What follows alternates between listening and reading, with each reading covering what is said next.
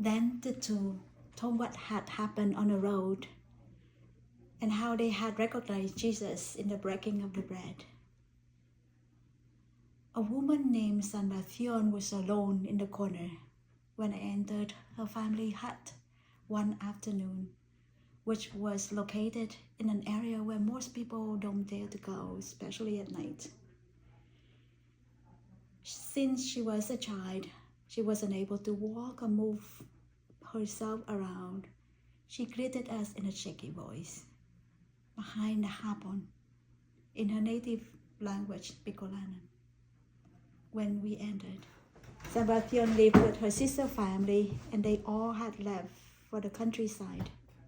She told us that she was hungry and been left without food or water for a few days. While we waited for the water to boil to make her a cup of coffee, we asked her what she had been doing these days, and she said that she was praying the Our Father. Give us this day our daily bread. I wondered what was going through her mind as she prayed those words. Could someone truly believe that God provides daily bread while their stomach growls with hunger for days? Yet Sanbathion's face lit up with a childlike smile. It was apparent that she was praying with her whole heart and whole being. Even after those lonely, hungry days, a deep joy and trust radiated from her. It touched me deeply.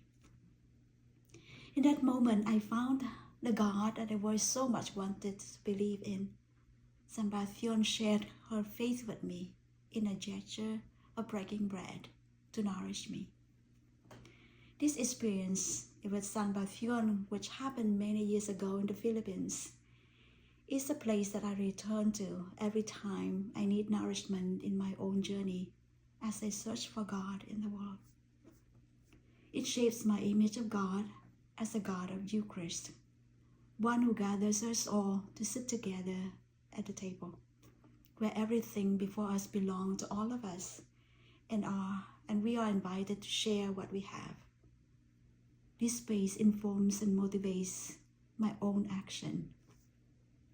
How can I collaborate in what God is doing, making sure that everyone has a seat at a global, inclusive table, making sure that the bread is shared? How can I promote relationships rooted in true solidarity? Pope Francis said, solidarity entails the awareness of being part of a single body, while at the same time involving a capacity on the part of each member to sympathize with others and with the whole. When one suffers, all suffer. For solidarity is no mere ideal. It is expressed in concrete actions and steps that draw us closer to our neighbors in whatever situation they find themselves.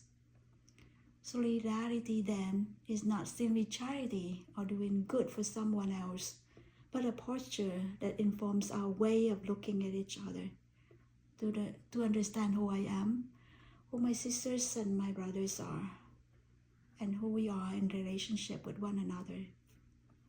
The risen Jesus, present in each one of us, opens our eyes to this reality.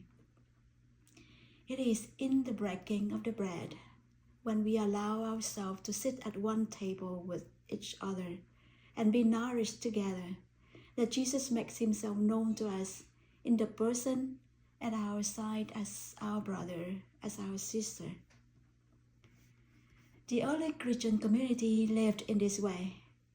The scripture, the author of Acts tells us, everything was held in common. There was not a needy person among them, for as many as owned lands and houses sold them, and brought the proceeds of what was sold, and it was distributed to each as any had need. It wasn't that each one decided what they would give and to whom, but they understood that what they had belonged to everyone, because God was the source and united them as one family. Their regular gatherings to break the bread rooted and grounded them in this reality that everyone is my sister and my brother, and I have the responsibility to each one as such, and they have a responsibility to me. This mentality causes us to mutually share of what we have, making sure that everyone has what they need and that nobody is left out of the common table. Many might encounter someone like San Bartholomé and only see a person in need, someone to give to. But if we dare to sit at the table with San Bartholomé and so many others in our world who are regulated to the corners, our eyes will be opened to see that they are our family, that what I have is theirs and what they have is mine. And we will find that we all have what we need.